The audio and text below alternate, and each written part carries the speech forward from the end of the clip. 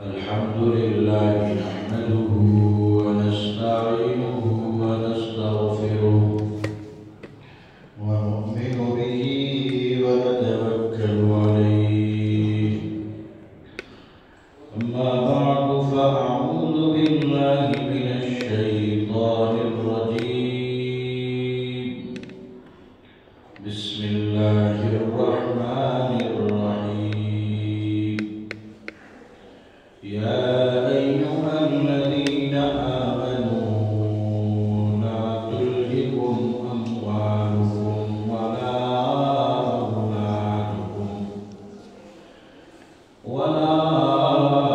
أولادكم عن ذكر الله. صدق الله العظيم.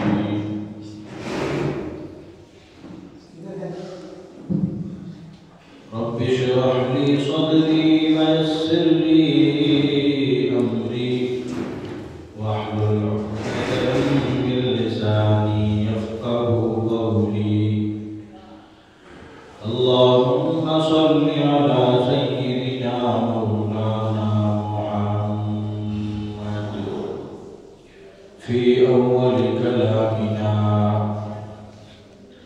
اللهم صل على سيدنا مولانا محمد في أوسط كلامنا. اللهم صل على سيدنا مولانا محمد في آخر كلامنا.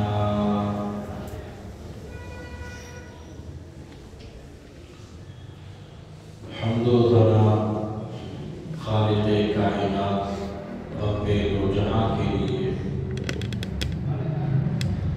درود و سلام آقا دو جہاں رحمت کائنات فخر موجودات امام الانبیاء خاتم الانبیاء محبوب خدا محبوب کبریا شہنشاہ دو جہاں سید الاولین والآخرین طٰہٰ و یاسین رحمۃ للعالمین شفیع المذنبین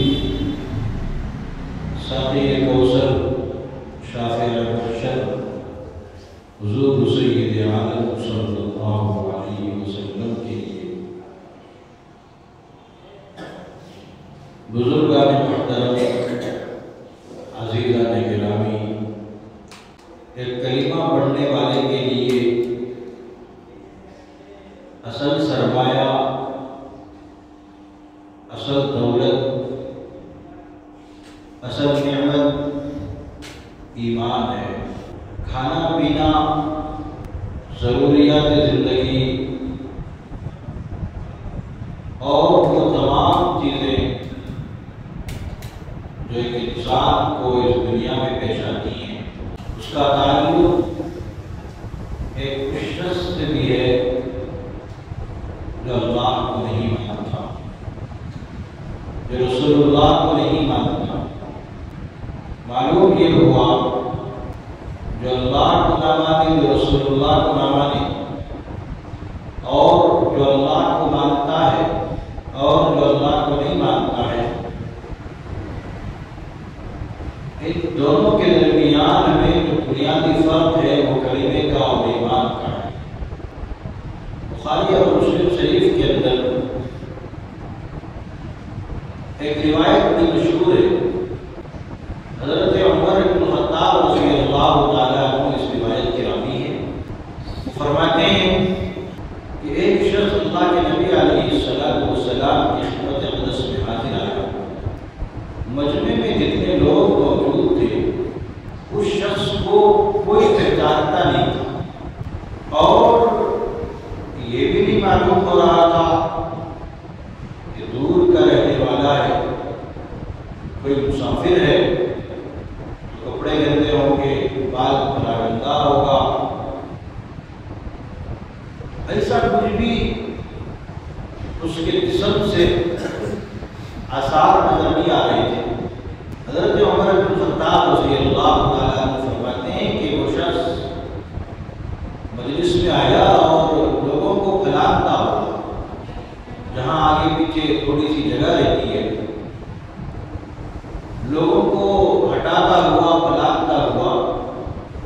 سرکار مدینہ حضور سید عالم صلی اللہ علیہ وسلم کے قریب جا پہنچا اور اس بات پر صحابہ حیران تھے کہ یہ کون ایسا اجنبی شخص ہے جو اللہ کے نبی کے قریب جا کر کے بیٹھا اور آداب مجلس کا بھی خیال نہیں کیا۔ حیرت اس پر بھی ہوتی ہے کہ وہ شخص یہیں پر بس نہیں کرتا بلکہ وہ اللہ کے نبی کے دونوں گھٹنوں کے اوپر اپنے ہاتھوں کو رکھتا ہے اور پھر حضور اکرم علیہ السلام سے گفتگو کرتا ہے۔ اسی قسم کی ایک روایت حضرت طلحہ ابن عبید رضی اللہ تعالی عنہ بھی بیان کرتے ہیں۔ وہ کہتے ہیں کہ ہم لوگ آقا مدینہ سرور کائنات حضور سید عالم صلی اللہ علیہ وسلم کی مجلس میں حاضر تھے۔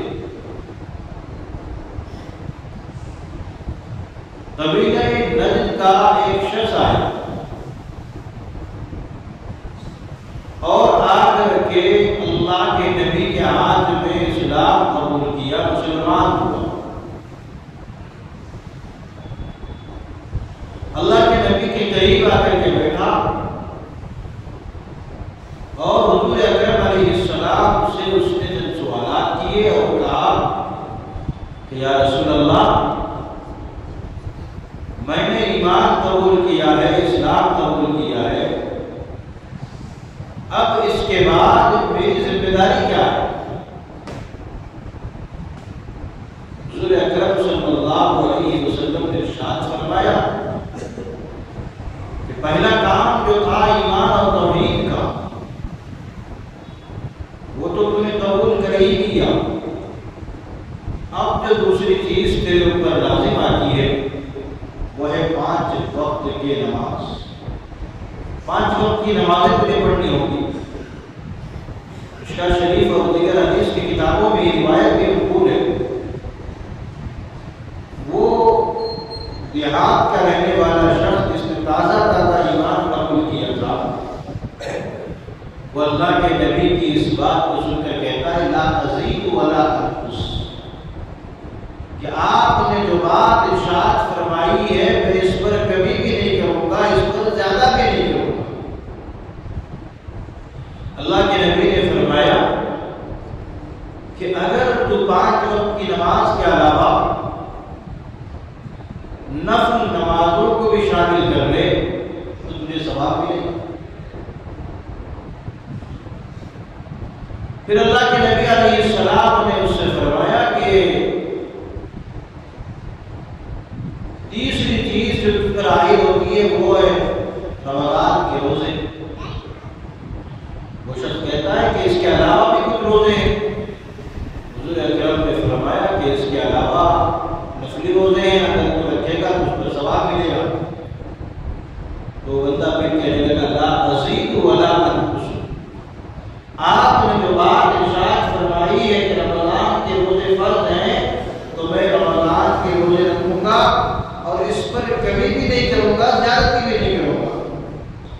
بعض گاؤں دیہات کے لوگ بڑے سیدھے سادے ہوتے ہیں، زبان کے بڑے پکے ہوتے ہیں، وہ جو بات کہہ دیتے ہیں وہ اٹل ہوتی ہے،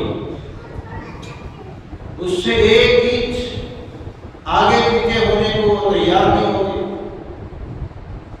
گاؤں کے رہنے والے کے زبان کے بڑے پکے تھے، اللہ کے نبی کے ہاتھ پر ہاتھ دیا تھا۔ حضور نے فرمایا کہ ایک اور چیز اس پر عائد ہوتی ہے وہ ہے حج، وہ ہے زکوٰۃ۔ فرمایا زکوٰۃ اگر تو مالدار ہے، صاحب نصاب ہے تو تجھے زکوٰۃ دینی ہوگی۔ اس نے پوچھا کہ اس کے علاوہ بھی کچھ ہے؟ کہا کہ نفلی صدقے ہیں، عطیہ ہے، اگر تو وہ اللہ کے راستے میں دے گا تو اللہ تجھے اس کا ثواب عطا فرمائیں گے۔ وہ بندہ کہنے لگا لا ازید ولا انقص، پھر حج پر فرمایا کہ لا ازید ولا انقص۔ اللہ کے نبی نے فرمایا کہ اگر نفلی حج کرے گا تو اللہ تجھے ثواب عطا فرمائیں گے۔ اللہ کے نبی کی ان نصیحتوں کو، ان باتوں کو سن کر کے اٹھ کر جانے لگا۔ حضور نے آخری جملہ جو ارشاد فرمایا بڑے مجمع میں، وہ یہی بات تھی کہ اللہ کے نبی نے فرمایا کہ دیکھو، اگر اس نے جو باتیں کہی ہیں اور اس پر یہ عمل پیرا ہو جائے گا، تو اگر تمہیں جنتی شخص کو دیکھنا ہے تو اس کو دیکھو۔ اللہ کے نبی نے اسی مجلس میں، اسی مجمع میں اس کو جنت کی بھی سرٹیفکیٹ عطا فرما دی۔ میں بتانا یہ چاہ رہا ہوں کہ پہلی چیز جو ہے ایک آدمی کے لیے وہ ایمان اور اسلام ہے۔ اسلام اور ایمان کی دولت یہ سب سے بڑی اہم اور اصل دولت ہے۔ انما المؤمنون الذين اذا ذكر الله وجلت قلوبهم واذا تليت عليهم آياته زادتهم ایمانا۔ رب تعالی شان سورہ انفال کے اندر بیان فرماتے ہیں کہ ایمان والے وہ ہیں جن کے قلوب، جن کے دل اللہ کے خوف سے، اللہ کے یہاں حاضر ہونے سے، اللہ کے عذاب کو سن کر، اللہ کی سزا کو سن کر ڈر جاتے ہیں، جن کے دل خوف کھا جاتے ہیں۔ انما المؤمنون الذین اذا ذکر اللہ وجلت قلوبهم واذا تلیت علیہم آیاتہ زادتہم ایمانا۔ رب کا قرآن کہتا ہے کہ ایمان والے وہ ہیں، رب کے بندے وہ ہیں، نبی کی امتی وہ ہے کہ جس کے سامنے خدا کا خوف بھی ہو، اور جب خدا کے کلام کی آیتیں اس کے سامنے پڑھی جائے، اس کے سامنے رب کا قرآن پڑھا جائے تو اس کا ایمان بڑھ جائے۔ وَإِذَا تُلِيَتْ عَلَيْهِمْ آيَاتُهُ زَادَتْهُمْ ایمانا۔ فرمایا کہ اگر کسی کا ایمان نہیں بڑھتا تو نقصان اس کا ہے، خسارہ اس کا ہے۔ اے مسلمانوں، اللہ کا قرآن کہتا ہے کہ ایمان اصل چیز ہے۔ ایمان وہ چیز ہے کہ ایک بندے کے دل میں خوف خدا پیدا ہو جانا چاہیے۔ حضرت عمر بن خطاب رضی اللہ تعالیٰ عنہ کہتے ہیں کہ اللہ کے نبی کے دونوں زانوں پر اس مسافر نے، اس اجنبی شخص نے یوں ہاتھ رکھا اور اللہ کے نبی سے کہنے لگا، اے اللہ کے نبی، مل اسلام، یہ بتائیے کہ اسلام کیا ہے؟ اللہ کے نبی نے فرمایا اسلام یہ ہے کہ توحید و رسالت، نماز، روزہ، زکوٰۃ اور حج، یہ اسلام ہے۔ حضرت عمر بن خطاب رضی اللہ تعالیٰ عنہ کہتے ہیں کہ پھر ہم نے ایک عجیب بات سنی۔ سوال کرنے والا سوال کرنے کے لیے آیا، دینی معلومات حاصل کرنے والا دینی معلومات حاصل کرنے کے لیے آیا، اور جواب دینے والا اس کو جواب دے رہا ہے۔ جب جواب دینے والا خاموش ہو جاتا ہے تو سوال کرنے والا اجنبی اور مسافر کہتا ہے، صدقت یا رسول اللہ، آپ نے سچی بات ارشاد فرمائی، آپ نے یہ باتیں جو کہی یہ سچ فرمایا۔ یعنی سوال بھی کر رہا ہے اور جواب مل جانے پر تائید اور تصدیق بھی کر رہا ہے۔ حضرت عمر بن خطاب کہتے ہیں کہ اس سمیت جتنے لوگ وہاں موجود تھے سب لوگ حیرت اور تعجب میں پڑے ہوئے تھے کہ عجیب آدمی ہے، اللہ کے نبی سے سوال بھی کرتا ہے اور پھر جواب مل جانے کے بعد کہتا ہے کہ آپ نے سچ فرمایا۔ بھائی جب تمہیں معلوم ہی نہیں تھا اور ایک بات تمہیں بتائی گئی تو پھر اس کی تصدیق تم کیسے کر رہے ہو؟ حضرت عمر بن خطاب رضی اللہ تعالیٰ عنہ کہتے پھر اس کے بعد اس نے کہا کہ بل ایمان، ایمان کیا ہے یا رسول اللہ؟ اللہ کے نبی علیہ السلام نے ارشاد فرمایا، آمنت باللہ و ملائکتہ و کتبہ و رسلہ واليوم الآخر والقدر خيره وشره من اللہ تعالی والبعث بعد الموت. یہ پورا ایمان ہے. فرمایا کہ اللہ پر، اس کی کتابوں پر، آمنت باللہ و ملائکتہ، اس کے فرشتوں پر، اس کے رسولوں پر، اس کی کتابوں پر ایمان لے کر کے آنا. والیوم الآخر والقدر خیرہ، فرمایا قیامت کے دن پر ایمان رکھنا، اور اچھے برے تقدیر پر، اچھی بری تقدیر یہ اللہ کی جانب سے ہے، اس پر ایمان رکھنا ایک مسلمان کے لیے، ایک ایمان والے کے لیے ضروری ہے.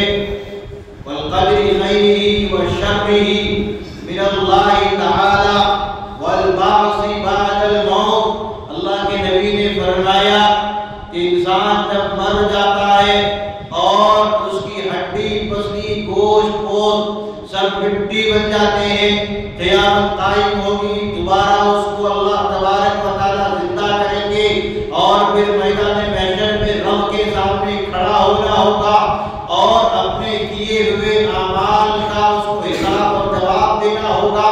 اس پر اس کو ایمان رکھنا ہوگا. والبعث بعد الموت، فرمایا یہ پورے کا پورا ایمان ہے. وہ شخص کہنے لگا صدقت یا رسول اللہ، آپ نے سچ فرمایا یا رسول اللہ. پھر اس کے بعد مسافر اور اجنبی پوچھتا ہے مل احسان، یا رسول اللہ احسان کیا ہے؟ احسان کس چیز کو کہتے ہیں؟ اللہ کے نبی نے فرمایا کہ ان تعبد اللہ کأنک تراہ. فرمایا کہ احسان یہ ہے تو اللہ کی عبادت اس طور پر کر، تو نماز اس طور پر پڑھا کر کہ جیسے تو اللہ کو دیکھ رہا ہے، جیسے تو اللہ کو دیکھ رہا ہے. ایک غلام کو اگر کہا جائے کہ چائے لے کر کے آؤ اور کپ میں چائے بھری ہوئی ہو، شربت کا گلاس لے کر کے آؤ، گلاس میں شربت بھرا ہوا ہو، اور اس کا اونر اور مالک اس کو دیکھ رہا ہے کہ میرا خادم، میرا غلام اور نوکر چائے لے کر کے آ رہا ہے. مالک کی نگاہ نوکروں پر ہے، نوکر پر ہے، خادم پر ہے، تو وہ نوکر اور خادم بالکل سنبھل کے آہستہ آہستہ بڑے ہی احتیاط کے ساتھ چائے لے کر کے آئے گا، شربت کا گلاس لے کر کے آئے گا، پانی کا گلاس لے کر کے آئے گا. کیوں؟ اس لیے کہ اس کا مالک اسے دیکھ رہا ہے، اس کا اونر اور اس کا آقا اس کو دیکھ رہا ہے. اگر تھوڑی سی چائے گر جائے گی، تھوڑا سا شربت گر جائے گا، تھوڑا سا پانی گر جائے گا، مالک اس کو ڈانٹے گا، اس اونر کی طرف سے اس کو ڈانٹ پڑے گی. اسی لیے اونر کے ڈانٹ کا خوف اس کے دل و دماغ میں ہے، مالک کے ڈانٹ کا خوف اس کے دل و دماغ میں ہے.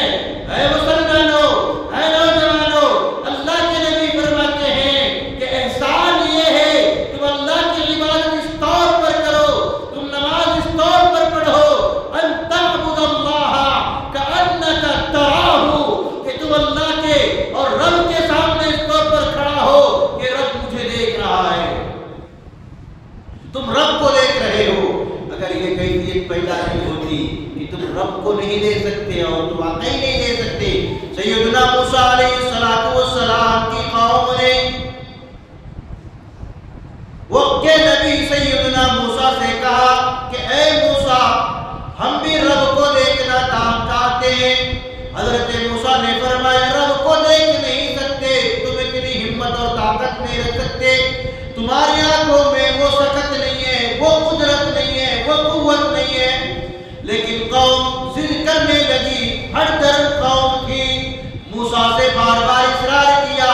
سیدنا موسیٰ علیہ السلام نے رب سے دعا فرمائی، اے رب تعالیٰ شانو، میری قوم یہ طلب کرتی ہے اور مجھ سے بار بار اصرار کرتی ہے، یہ آپ کا دیدار کرنا چاہتی ہے، آپ کو دیکھنا چاہتی ہے. رب تعالیٰ شانو نے ایک تجلی پہاڑ پر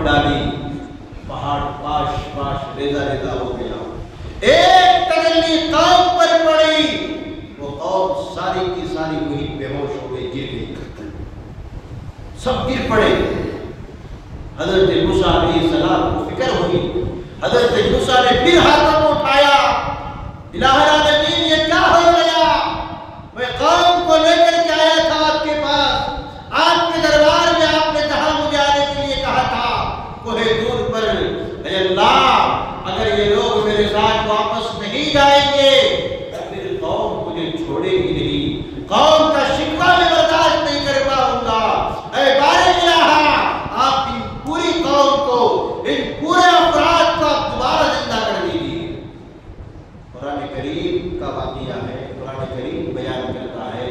قرآن کے 90 پارے میں پوری تفصیل موجود ہے. فرمایا کہ رب تعالی شاہ نے دوبارہ ان بے ہوش لوگوں کو زندہ فرما دیا.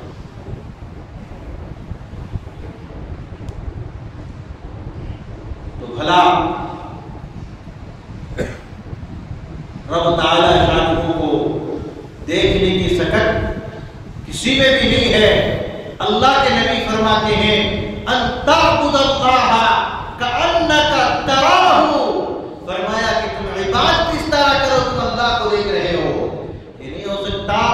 کم از کم نماز پڑھتے ہوئے، عبادت کرتے ہوئے اپنے دل میں یہ خیال لے کر کے آؤ کہ میرا رب مجھے دیکھ رہا ہے، میرا رب مجھے دیکھ رہا ہے. مسلمانوں، حضرت عمر بن خطاب رضی اللہ تعالیٰ عنہ کچھ دنوں کے بعد اللہ کے نبی سے پوچھتے ہیں یا رسول اللہ، اور بھی کچھ سوالات ہوئے، اس کا موقع نہیں ہے. یا رسول اللہ فنا دن فنا وقت میں ایک اجنبی اور مسافر آئے تھے اور انہوں نے آپ سے کچھ سوالات کیا تھا. عجیب آدمی تھے، کچھ سمجھ میں نہیں آیا. ہم میں سے کوئی ان کو جانتے نہیں تھے، ہم میں سے کوئی ان کو پہچانتا نہیں تھا. لیکن یا رسول اللہ عجیب ماجرا دیکھا. آپ سے وہ سوال کرتے، آپ ان کے سوال کا تسلی بخش جواب دیتے اور پھر وہ آپ کے جواب کی تصدیق اور تائید کرتے. صدقتا یا رسول اللہ فرماتے اے اللہ کے نبی یہ کیا ماجرا تھا اور وہ مسافر اور اجنبی کون تھے؟ اے اللہ کے نبی آپ بتائیے اور اس سے پردہ اٹھائیے. حضور اکرم شفیع اعظم رحمت دو عالم سب کہو صلی اللہ علیہ وسلم آپ نے فرمایا اے عمر وہ جو مسافر اور اجنبی بن کر کے آئے تھے وہ سیدنا جبرائیل علیہ السلام تھے جو تم سب کو تمہارا دین سکھانے آئے تھے. تم سب کو تمہارا دین سکھانے آئے تھے. تو اصل چیز جو میں عرض کر رہا تھا وہ یہ کہ ایمان اور اسلام ہے، ایمان اور اسلام ہے. اللہ کے نبی علیہ السلام نے کئی موقعوں پر یہ بات واضح طور پر ارشاد فرمائی ہے کہ جس انسان کے دل میں ایمان ہوگا اس کے اندر حیا بھی ہوگی. جس انسان کے دل میں ایمان ہوگا اس کے اندر خدا کا خوف ہوگا. جس انسان کے دل میں ایمان ہوگا اس انسان کو گناہوں سے نفرت لگے گی، گناہوں سے نفرت کرے گا. کئی موقعوں پر یہ بات اللہ کے نبی علیہ السلام نے ارشاد فرمایا. ایک موقع پر ایک صحابی حضور کی مجلس میں آئے اور آ کر کے شکایت کی یا رسول اللہ میرا جو گھر ہے اور اس کا جو راستہ ہے وہاں پر تھوڑی سی زمین ایک دوسرے فلاں صاحب کی ہے اور ان کا ایک درخت ہے. یا رسول اللہ میرے بچے وہاں سے گزرتے ہیں اور ان کے کھجور توڑ لیتے ہیں یا پھر ان کا کھجور نیچے گرا ہوا ہوتا ہے تو بچے اٹھا لیتے ہیں اور وہ شخص اس پر تانا دیتا ہے، طرح طرح کی باتیں کرتا ہے. یا رسول اللہ صلی اللہ علیہ وسلم آپ اس کا کوئی حل بتا دیجئے، آپ اس کا کوئی اس مشکل کا کوئی حل نکال دیجئے. اللہ کے نبی حضور سید عالم فخر کائنات سرور کائنات امام الانبیاء شہنشاہ دو جہاں صلی اللہ علیہ وسلم نے اس بندے کو طلب فرمایا اور اس سے کہنے لگے اے بندے خدا وہ درخت تم میرے ہاتھ فروخت کر دو، کیونکہ اس کے بچے کھجور توڑ لیتے ہیں، کھجوریں گر جاتی ہیں وہ اٹھا لیتے ہیں، لہذا وہ درخت تم میرے ہاتھ فروخت کر دو۔ اس نے منع کر دیا، اس نے انکار کر دیا۔ وہ کہنے لگا کہ مجھے اس درخت سے بہت محبت ہے، بے پناہ محبت کرتا ہوں، بڑی محنتوں سے میں نے یہ درخت لگایا ہے، اس کی آبیاری کی ہے، اس کو سینکا ہے، اس کو بنایا ہے، لہذا میں یہ فروخت نہیں کر سکتا، یہ بھی دے نہیں سکتا۔ حضور سید عالم صلی اللہ علیہ وسلم نے اس سے فرمایا اچھا چلو تم اس کے بدلے میں ایک نفع والا سودا مجھ سے کرو، اس سے بہت نفع تمہیں ملے گا۔ فرمایا کہ ایسا درخت تم ابھی مجھے دے دو یہ درخت، اور سیم ایسا ہی درخت اور کئی گنا فائدہ دینے والا درخت میں محمد تمہیں جنت میں دوں گا، اس کا وعدہ کرتا ہوں صلی اللہ علیہ وسلم۔ اس بندے نے پھر بھی انکار کر دیا، اس بندے نے پھر بھی انکار کر دیا۔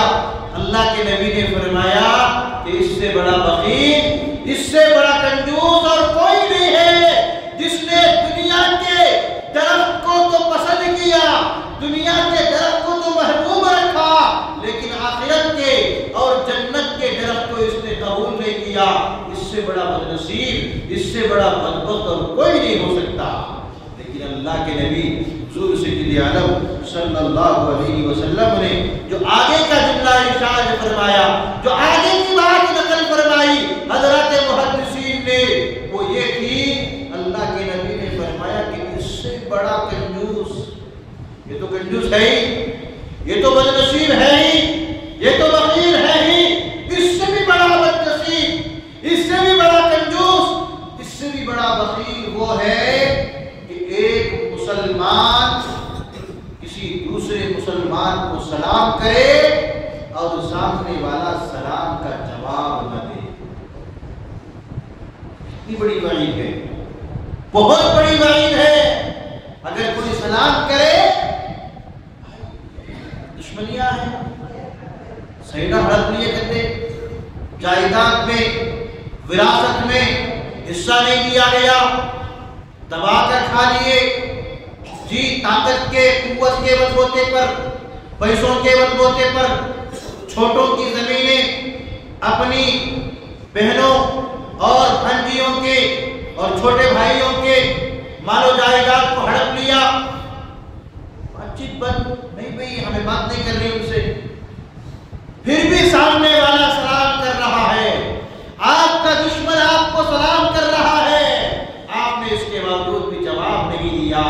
میرے آقا فرماتے ہیں، حضور کائنات نے فرمایا کہ جس نے جواب نہیں دیا سلام کا، اس سے بڑا بدنصیب اور کوئی نہیں ہے۔ اللہ میری بھی آپ سب کی بھی حفاظت فرمائے۔ تو میں عرض یہ کر رہا تھا مسلمانوں، مل اسلام، اللہ کے نبی علیہ السلام نے فرمایا کہ اسلام یہ ہے کلمہ توحید کا اقرار دل و زبان سے کرنا اور اس کے تقاضوں کو پورا کرنا، اور فرمایا اس کے بعد نماز۔ دوسری چیز کیا فرمایا کہ نماز یہ اسلام ہے۔ اگر نماز ہماری زندگی میں نہیں ہے تو اسلام ہماری زندگی میں نہیں ہے۔ فَخَلَفَ مِن بَعْدِهِمْ خَلْفٌ أَضَاعُوا الصَّلَاةَ وَاتَّبَعُوا الشَّهَوَاتِ فَسَوْفَ يَلْقَوْنَ غَيًّا۔ قرآن کریم کہتا ہے کہ جو لوگ سستی اور کاہلی سے نمازوں کو چھوڑ دیتے ہیں، نمازوں کو ترک کر دیتے ہیں، فَسَوْفَ يَلْقَوْنَ غَيًّا، قرآن کہتا ہے کہ ایسے لوگوں کو غی میں ڈالا جائے گا۔ حضرات مفسرین لکھتے ہیں کہ یہاں پر نماز چھوڑنے والے کی بات نہیں ہے، بلکہ جس نے جان بوجھ کر نماز کو قضا کر دیا، نماز کے وقت کو ٹال دیا، ظہر کی نماز عصر کے وقت میں پڑھا، عصر کی نماز مغرب میں پڑھا، مغرب کی نماز عشاء میں پڑھا، عشاء کی نماز فجر تک ٹال دیا۔ کیوں ٹال دیا؟ کہ بھئی فلاں کام تھا، کاروبار کا بوجھ تھا، بزنس کا بوجھ تھا، کاموں کی وجہ سے، بیوی بچوں کی وجہ سے، شادی اور پتہ نہیں دوسرے کاروبار کی وجہ سے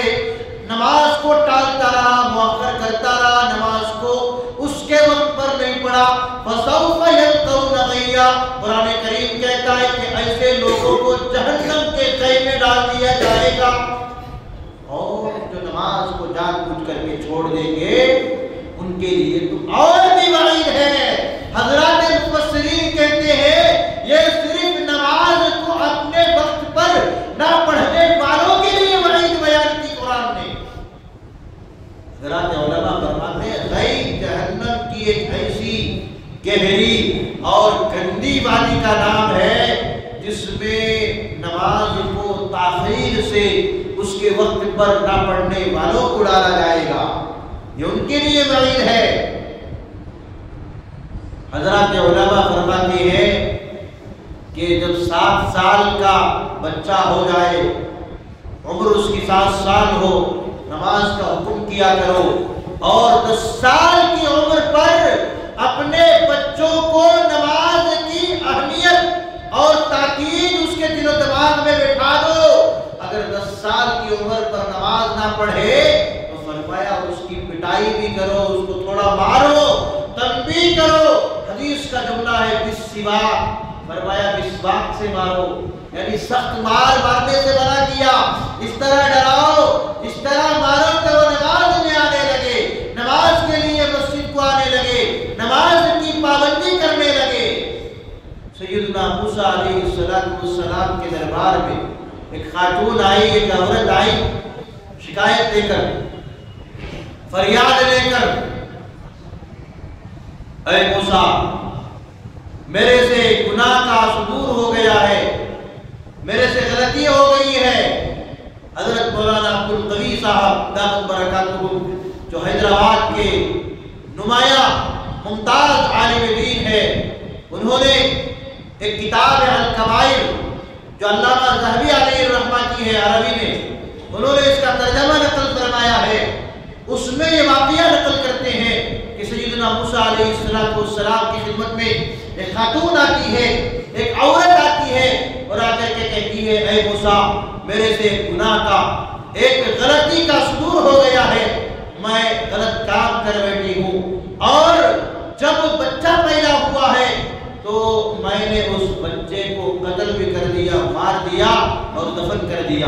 اے موسیٰ کیا میری اس غلطی پر اللہ تبارک و تعالی میری توبہ قبول فرمائیں گے, اللہ مجھے معاف کریں گے؟ سیدنا موسیٰ علیہ السلام جلالی پیغمبر تھے. سیدنا موسیٰ نے اس کو ڈانٹا اور اس کو دھمکایا, اس کو ڈرایا اور کہا کہ تو ظالمہ ہے, تو نے ایک غلط کام کیا اور پھر اس غلط کام کے کرنے کے بعد ایک جان کو قتل بھی کر دیا. غلط کام تو تجھ سے ہوا ہی, اس کے بعد تیرے دل کو یہ کیسے سمجھ میں آیا کہ اس کو قتل کر دینا چاہیے؟ تجھے قتل نہیں کرنا تھا, جا میرے دربار سے چلی جا, بھاگ جا یہاں سے. سیدنا موسیٰ علیہ السلام نے ڈانٹ کر, ڈرا کر, دھمکا کر اس خاتون کو بھگا دیا. اتنے میں رب تعالی شانہ کی رحمت جوش میں آتی ہے, کیونکہ وہ عورت توبہ کے لیے آئی تھی, وہ عورت معافی کے لیے آئی تھی. رب تعالی شانہ نے سیدنا جبرائیل کو بھیجا کہ جبرائیل جاؤ جلدی کرو اور موسیٰ کو جا کر کے یہ بات بتاؤ, پوچھو موسیٰ سے کیا اس گنہگار, بدکار, قتل کرنے والی عورت سے بھی زیادہ کسی کا گناہ سیدنا موسیٰ علیہ السلام سمجھتے ہیں یا نہیں؟ حضرت جبرائیل آئے اور آ کر کے موسیٰ سے پوچھا ہے موسیٰ رب تعالیٰ شانہ کے لیے بھیجا ہے, رب تعالیٰ شانہ کی طرف سے آیا ہوں, پیغام لے کر کے آیا ہوں, سوال لے کر کے آیا ہوں. اللہ پوچھتے ہیں کہ آپ کے نزدیک وہ جو گنہگار عورت تھی, وہ جو قتل کرنے والی عورت تھی, اس سے بھی بڑا گناہ کسی کا ہے یا نہیں ہے؟ حضرت موسیٰ پھر جلال میں آ گئے, حضرت موسیٰ پھر غصے میں آ گئے. حضرت جبرائیل سے کہنے لگے جبرائیل کیسی بات کرتے ہو, گناہ کا کام کیا, غلط کام کیا, اور غلط کام کرنے کے بعد اپنے بچے کو پھر 1 سال کے بعد اس نے قتل بھی کر دیا, ایک جان کو اس نے لے لیا. بھلا اس غلط کام اور اس قتل والے عمل سے بھی کوئی بڑا گناہ ہو سکتا ہے؟ میرے نزدیک تو اس سے بڑا کوئی گناہ نہیں ہے۔ قتل یہ بہت بڑا گناہ ہے، قتل یہ بہت بڑا جرم ہے۔ حضرت جبرائیل علیہ السلام نے فرمایا کہ رب تعالی شان کو ارشاد فرماتے ہیں کہ قتل سے بھی بڑا گناہ اور اس غلط کام سے بھی بڑا گناہ ایک مسلمان کا، ایک مومن کا، ایک نبی کے امتی کا جان بوجھ کر نماز کو چھوڑ دینا ہے۔ اللہ اکبر۔ کہنے کا مطلب یہ ہے کہ جس طرح قتل بہت بڑا گناہ ہے، اس کی کوئی انتہا نہیں ہے، اسی لیے ناحق کسی کو قتل نہیں کرنا چاہیے۔ بہت بڑا جرم ہے آئین کی نظر میں بھی اور شریعت کی نظر میں بھی، لیکن اللہ فرماتے ہیں کہ جس طرح تم اس کو گناہ سمجھتے ہو، جس طرح تم اس کو جرم سمجھتے ہو، جس طرح تم اس کو ظلم سمجھتے ہو، جس طرح تم اس قتل کو قصور سمجھتے ہو، تو پھر جان بوجھ کر نماز چھوڑنے کو گناہ کیوں نہیں سمجھتے؟ جان بوجھ کر نماز چھوڑ دینے کو مسلمانوں نوجوانوں قصور کیوں نہیں سمجھتے؟ جرم کیوں نہیں سمجھتے؟ اپنی جان پر ظلم کرنا کیوں نہیں سمجھتے؟ مل اسلام یا رسول اللہ؟ حضرت جبرائیل نے پوچھا یا رسول اللہ اسلام کیا ہے؟ اللہ کے نبی نے فرمایا اسلام یہ ہے کہ کلمہ توحید و رسالت اور نماز۔ کیا فرمایا؟ توحید کا اقرار اور نماز۔ نماز تو کہ دوسری چیز ہے، ہم اس کو پڑھتے ہی نہیں، ہم چھوڑ دیتے ہیں۔ اللہ کے نبی حضور سید عالم صلی اللہ علیہ وسلم فرماتے ہیں کہ ایک بے نمازی کل قیامت کے میدان میں جب کھڑا ہوگا، اپنی قبر سے اٹھ کر کے آئے گا تو اس کی پیشانی پر 3 سطریں لکھی ہوئی ہوگی۔ پہلا سطر یہ لکھا ہوا ہوگا وہ بے نمازی بندے تو اللہ کے سامنے کھڑے ہونے جا رہا ہے، یاد رکھ تو نمازوں کو ضائع کرتا تھا، آج اللہ تجھے ضائع کر دے گا۔ اے بے نمازی بندے، تو نے اللہ کی رحمتوں سے فائدہ نہیں اٹھایا، آج اللہ کی رحمت سے تو بھی مایوس ہو جائے گا۔ اے بے نمازی بندے، تو نے اللہ کی نعمتوں کو کھا کر اللہ کی عبادت نہیں کی، جان بوجھ کر نماز کو چھوڑ دیا، آج تو بھی خدا کی شفاعت سے محروم کر دیا جائے گا۔ کتنی بڑی وعید ہے۔ اللہ میری بھی آپ سب کی بھی حفاظت فرمائے۔ مسلمانوں نوجوانوں کاموں کو، مصروفیات کو، مشغولیات کو آگے پیچھے کر کے نماز پڑھنا چاہیے۔ پڑھیں گے سب انشاءاللہ، پابندی کریں گے سب انشاءاللہ۔ بھائی نماز یہ اصل چیز ہے۔ آپ چاہے کتنی پریشانیوں میں کیوں نہ ہو، آپ چاہے کتنی خوشیوں میں کیوں نہ ہو، یہ بات اپنے ذہن و دماغ میں بٹھا لے کہ نماز یہ مجھ پر ہر حال میں فرض ہے، ہمیشہ فرض ہے، چاہے خوشی کے دن ہو چاہے غم کے دن ہو، مجھے نماز ہر حالت میں پڑھنی ہے۔ رب تعالی شاہ ہمیں سمجھنے کی توفیق عطا فرمائے، آمین ثم آمین، وآخر دعوانا الحمدللہ رب العالمین۔ ویڈیو کے نیچے سبسکرائب کے بٹن پہ کلک کریں، بیل کے آئیکن پہ کلک کیجئے تاکہ ہر نئی ویڈیو کی نوٹیفیکیشن آپ کو مل جائے۔